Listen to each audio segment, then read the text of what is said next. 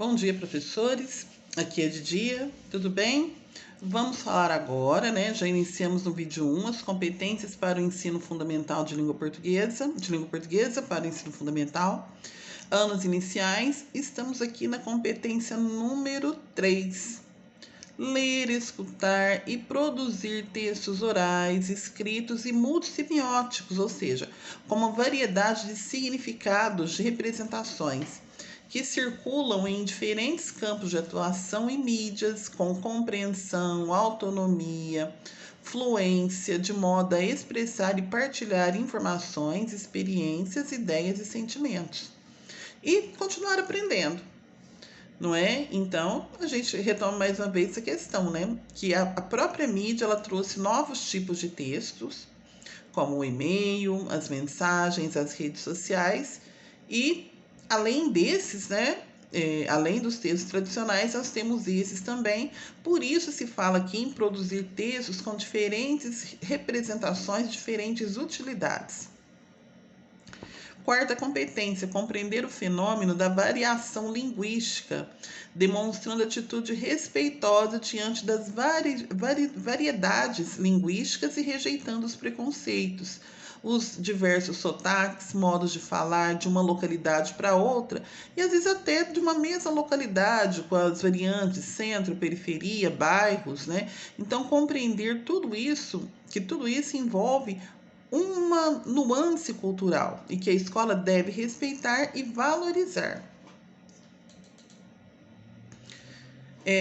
Quinta competência, empregar nas interações sociais a variedade e o estilo de linguagem adequados à situação comunicativa, ao interlocutor, ao gênero do discurso, ao gênero textual. O que seria isso? Saber conversar da maneira adequada com a pessoa correta. Em que sentido? Olha, se eu vou me dirigir a um juiz, que termos eu devo utilizar? Se eu vou conversar com um colega de classe, como que eu devo me portar? Como que eu devo, por exemplo, escrever até verbalmente, né? Vou me dirigir a um médico, como que eu me dirijo? Não que as pessoas sejam diferentes entre si, enquanto pessoas, mas são diferentes as funções que ocupam e, por isso, a finalidade do texto e a maneira como eu vou escrever. 6. Analisar informações, argumentos e opiniões manifestados em interações sociais e nos meios de comunicação, posicionando-se ética e criticamente em relação a conteúdos discriminatórios que ferem direitos humanos e ambientais.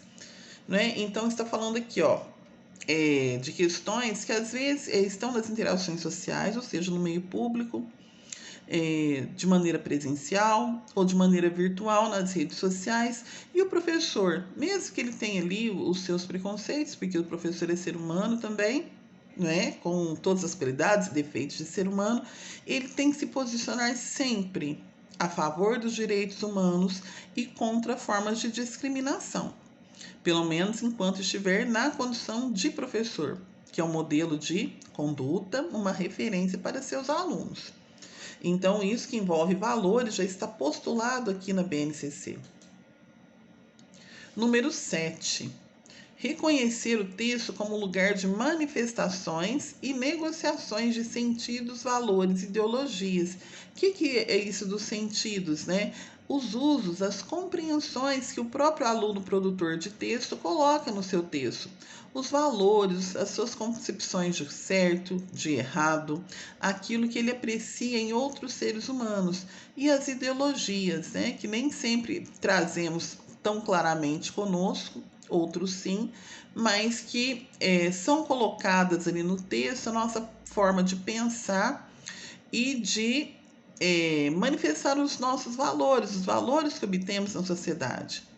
Número 8, selecionar textos e livros para leitura integral, ou seja, o livro para o aluno ler por inteiro, com objetivos, interesse e projetos pessoais. Então, o que é essa competência?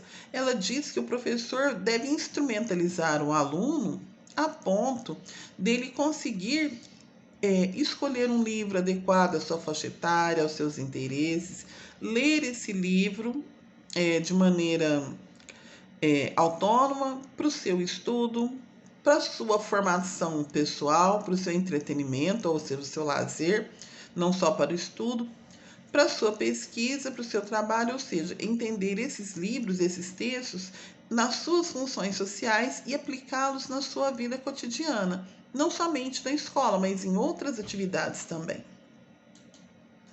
Competência número 9. Envolver-se em práticas de leitura literária. O que é a leitura literária? É a da literatura, é aquele entretenimento, é o romance, é a história, é o livro policial.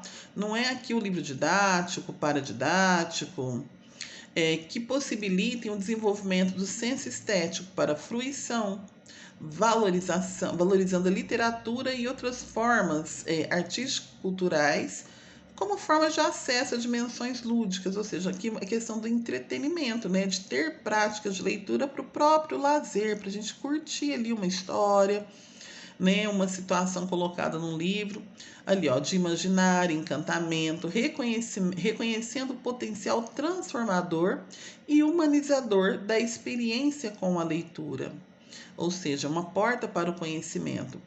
Por último, a gente fala de uma questão que ela é transversal, que ela perpassa ali por todas as práticas na atualidade.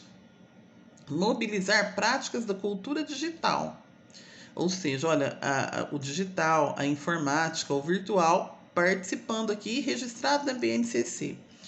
Diferentes linguagens, mídias, ferramentas digitais para expandir formas de produzir sentidos nos processos de compreensão e de produção.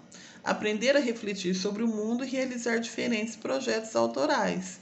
Ou seja, produzir o texto e envolver essa cultura digital nessa produção de texto, nesse registro, nessa divulgação do texto que foi produzido. E como que começa tudo isso? Foco na alfabetização. Nós estamos falando dos anos iniciais, ou seja, nós estamos falando da criança que chegou com pequenas noções lá da educação infantil e que precisa tornar-se um produtor de texto. O que é preciso para alfabetizar? Primeiro, diferenciar os desenhos, que são os grafismos, os símbolos, dos grafemas, que são as letras, os signos, né? As letras trazem significados. Desenvolver a capacidade de reconhecimento global de palavras. É o que chamamos de leitura incidental, como é o caso da leitura de logomarcas, de rótulo. Então, às vezes, a mãe fala assim, nossa, mas meu filho é tão inteligente, ele já reconhece o YouTube. Não é que ele lê Y-O-U, mas ele sabe aquilo que representa, sabe que é o YouTube, é uma marca ali, por exemplo, de um chocolate, de um iogurte que ele gosta, ele consegue ler, porque aquilo para ele é significativo, mas ele não lê letra por letra. Ele faz uma leitura global daquele nome e reconhece aquele nome em outros lugares. Isso se chama, né, desenvolver a capacidade dessa leitura global, que se chama leitura incidental, que será depois responsável, né, compor aí uma parte da fluência leitora. Então, a criança precisa, com o auxílio do adulto, construir o conhecimento do alfabeto da língua em questão. Qual é a língua em questão? A língua portuguesa. Perceber quais sons se deve representar na escrita e como representar esses sons. Então, é o conhecimento das letras, novamente. O que mais que a criança precisa? Construir a relação fonema-grafema, ou seja, saber qual é o som de cada letra, de cada representação gráfica, que é a letra. A percepção de que as letras, aqui fala, né? Eu estou lendo aqui um trecho da BNCC. A percepção de que as letras estão representando certos sons da fala em contextos precisos. Percebeu a letra, o som da letra? Perceber a sílaba em sua variedade como contexto fonológico de representação. O que é isso? Perceber que existe a sílaba simples, né, no padrão consoante-vogal, e que existem outras formas de se formar uma sílaba e a complexidade dessas formas de se formar. Compreender o modo da relação entre fonemas e grafemas em uma língua específica. Fonema, o som da letra. Grafema, a escrita daquela letra. Então, quando a gente coloca dessa forma, nós estamos trazendo assim a base da alfabetização, que é a base de todo o processo de construção de competências em língua portuguesa nos anos iniciais do ensino fundamental, que são a base para os anos finais e para o ensino médio.